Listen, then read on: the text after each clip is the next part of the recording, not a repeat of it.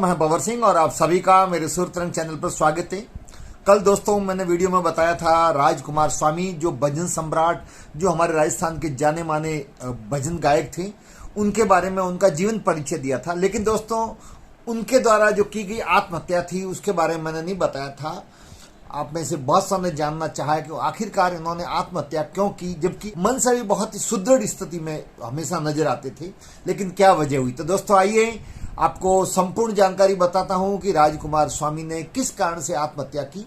हालांकि ये बहुत ही दुखद विषय है और कहते हुए भी मन बहुत भारी होता है, लेकिन दोस्तों सच यही है कि अब वो इस दुनिया में नहीं है। ऐसे दोस्तों अनेक बार ऐसा हुआ है कि बहुत सारे कलाकार, बड़े बड़े कलाकार, बड़े बड़े नामी हस्ती ऐसे कदम उठाते हैं जो हम सुनते हैं तो हमको स्वयं को बहुत बड़ी हैरानी होती है। जो बहादुर व्यक्ति होते हैं वो कभी तूफानों से डरते नहीं है। जीवन में अनेक झंझावर आते रहते हैं, परिस्थितियां आती रहती है, जीवन धूप और छाव है, लेकिन कभी भी धैर्य नहीं खोना चाहिए।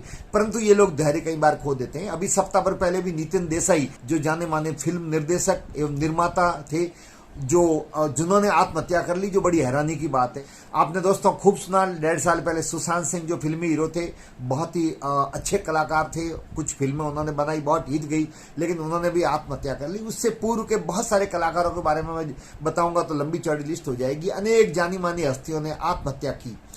उसका कारण दोस्तों कुछ भी रहा हो, लेकिन ये सत्य है कि वो इस दुनिया के संघर्षों को झेल नहीं पाए और जीवन से संघर्ष नहीं कर पाए। ऐसा ही राजकुमार जी के साथ में हुआ। दोस्तों राजकुमार स्वामी का जन्म राजस्थान के चूरू जिले के सुजानगढ़ तहसील के आबसर गांव में हुआ था। इनके पिताजी का नाम रामदास स्वामी, जो आप देख रहे हैं और अब भी बैठे हुए हैं।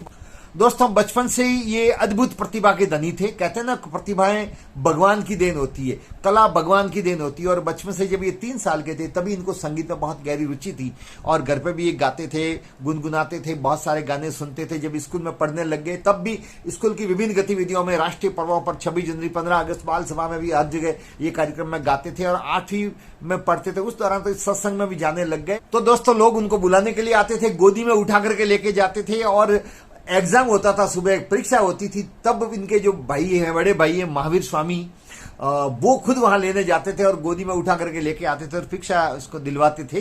इतने मगन होकर के इस सत्संग में भाग लेते थे, भजन गाते थे, फिर लोकप्रिय हो गए। उसके बाद में जब 16-17 साल की उम्र थी तब शंकर कैसेट जयपुर ने इनकी रिकॉर्डिंग करवाई, जो हरिराम का पर्चा नामक कथा और भजन जारी हुआ। वो कैसेट बहुत लोकप्रिय। उसके बाद में टी सीरीज वालों ने भी इनको रिकॉर्डिंग करवाई, ऑडियो इनकी, और खूब वो लोकप्रिय हो गए। उसके बाद में तो भारत की और राजस्थान की जानी मानी कंपनियों ने इनके ऑडियो और रिकॉर्डिंग करवाई।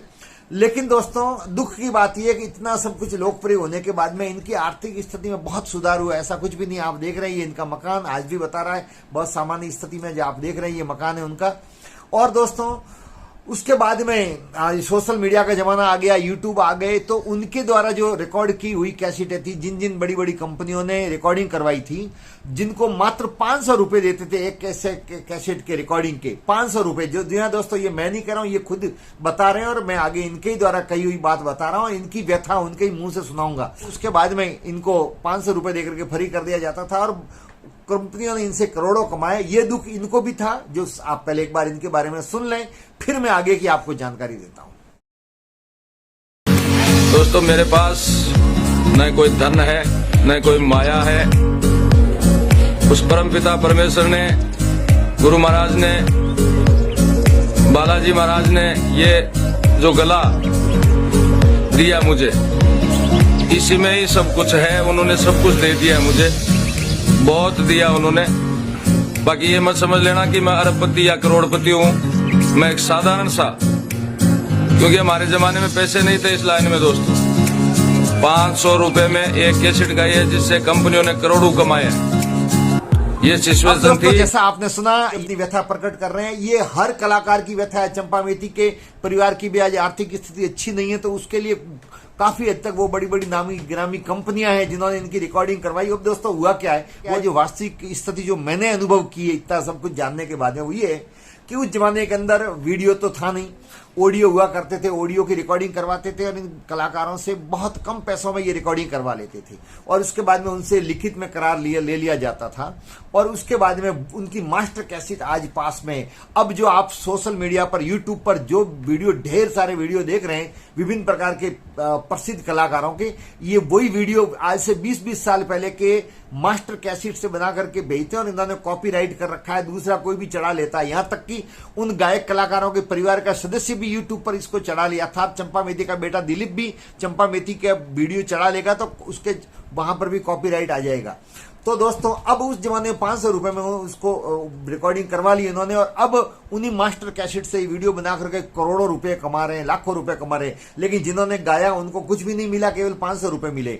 अब दोस्तों क्या हुआ, राजकुमार जी के बाद में ये सोशल मीडिया आ गए, यूट्यूब पर वीडियो आने लग गए, उनकी रिकॉर्डिंग कम होने लग गई और एक वक्त के बाद में और भी कलाकार आ गए। सोशल मीडिया आने के बाद में बड़े अच्छे कलाकार थे, वो भी सबके एक ही लाइन में हो गए, सब एक भाव में बिकने लग गए। ऐसे में कलाकारों को दुख होना वाजिब था। आर्थिक रूप से भी इनकम के स्रोत घट गए। आज का समाज अर्थ प्रधान समाज है, धन दौलत वालों को देता ये मान है। आज का समाज न बाप बड़ा न भैया, सबसे बड़ा रुपया। दोस्तों 5 बच्चियां, एक बेटा और माँ बाप, बड़ा परिवार, स्टैंडर्ड मेंटेन कर रखा और अब उस स्टैंडर्ड मेंटेन को बनाए रखना बहुत मुश्किल होता है। यही समस्या होती है बड़े लोगों की, जब नाम हो जाता है तब एक स्टैंडर्ड मेंटेन करते हैं, एक जीवन शैली को उच्च स्तर तक ले जाते हैं, फिर जब आर्थिक स्थिति कमजोर होती है तो उससे समझौता नहीं कर पाते हैं।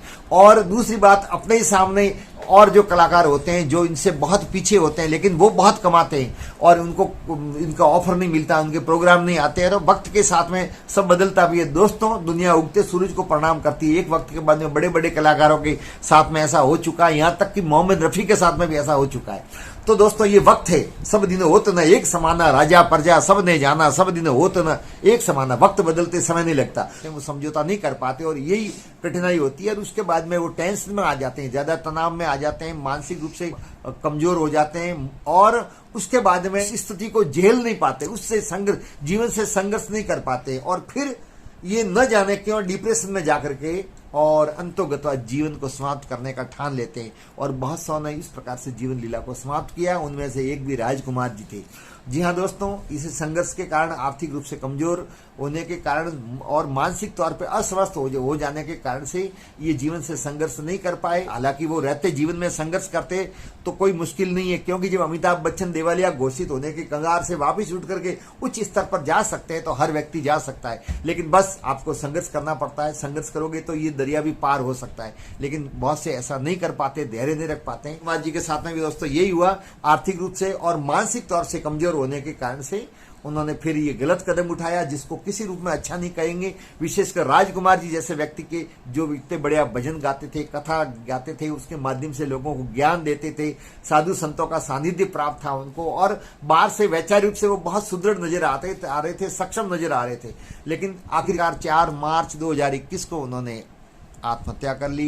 ये समाचार मिला तो लोगों को बहुत दुख हुआ, यकीन भी नहीं हुआ कि राजकुमार जी इस दुनिया में नहीं है।